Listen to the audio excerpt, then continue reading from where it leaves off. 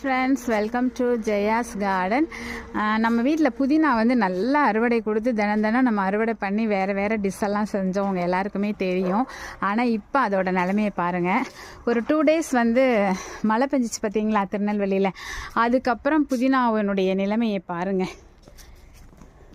காய வச்சுருக்கேன் மருதாணி, இங்கே பாருங்க ஃபுல்லாக காஞ்சிருக்கு.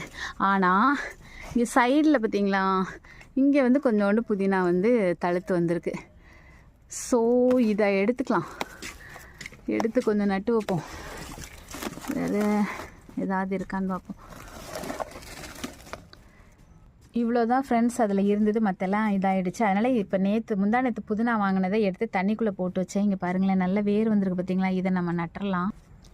புதினாவை இந்த மாதிரி சாய்வாக தாங்க நடணும். அப்படி நட்டால் மட்டும்தான் அது வந்து நல்ல தளிர் வரும். ஸோ நீங்களும் அந்த மாதிரி பண்ணுங்கள், நல்ல உங்களுக்கு செழிப்பாக வரும்.